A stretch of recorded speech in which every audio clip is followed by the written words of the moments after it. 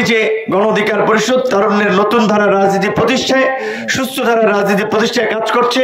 গণ অধিকার পরিষদের সাথে থাকেন ইনশাআল্লাহ। অন্যান্য জায়গার চেয়ে এই গলাচিপা 10 মিনা আমরা পাল্টে দেব।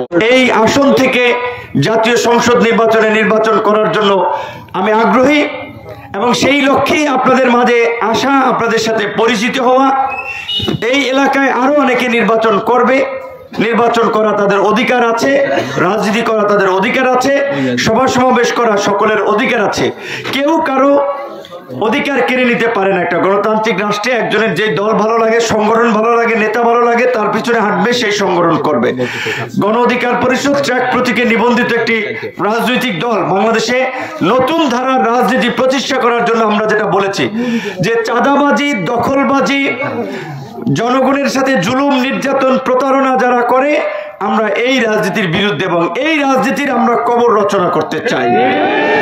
রাজনীতি একটা জনসেবা। যারা নিজের পকেটের পয়সা খরচ করে রাজনীতি করতে পারবে, মানুষের জন্য দৌড়াইয়া মানুষের উপকার করতে পারবে, তারা রাজনীতি করবে। ধান্দাবাজি, চাঁদাবাজি করার জন্য রাজনীতি না।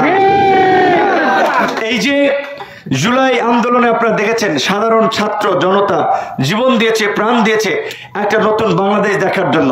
কাজেই এই জুলাই পরবর্তী বাংলাদেশে কারো মাস্তানি, কারো চাঁদাবাজি, দখলবাজি, কর্তৃত্ববাদী এটা চলতে পারে না। সেই জায়গা থেকে গণ অধিকার পরিষদ, অনন্য রাজনৈতিক দল, জামাত, বিএনপি, ইসলামী আন্দোলন, বিভিন্ন দল আছে, সকল দলকে নিয়ে এই অপরাজনীতির বিরুদ্ধে একটা সুস্থ ধারা রাজনীতি প্রতিষ্ঠায় এগিয়ে যাবে। কিন্তু আপনারা যদি সাথে না থাকেন তাহলে এটা সম্ভব হবে না। আপনারা যদি সমর্থন না করেন ভালো কিছু হবে না। আপনারা যদি চাইয়ে দেখেন তাহলে এতদিন যেভাবে হয়েছে সামনেও ওইভাবেই হবে। আল্লাহ কোরআনে বলছিল যে দুনিয়াতে বালা মুসিবত যা আসে এগুলো মুসলমান মুমিনদের হাতের কামাই। সো এই সমাজ কিভাবে চলবে? গাঁজাখোর নেতৃত্ব দেবে না চাঁদাবাজ নেতৃত্ব দেবে, না মাদকাসক্ত ব্যক্তিত্ব নেতৃত্ব দেবে, না ঘুষখোর নেতৃত্ব দেবে, না সুদখোর নেতৃত্ব দেবে, সেটা আপনাদের মাধ্যমে নির্ধারিত হবে। গণ অধিকার পরিষদের পক্ষ থেকে আমরা বলি যে গণ অধিকার পরিষদ তারুণ্যের নতুন ধারা রাজনীতি প্রতিষ্ঠায়, সুস্থ ধারা রাজনীতি প্রতিষ্ঠায় কাজ করছে।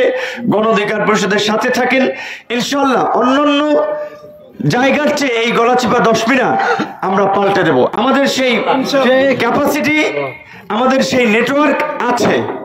এখন দরকার আপনাদের সমর্থন এবং আপনাদের সহযোগিতা।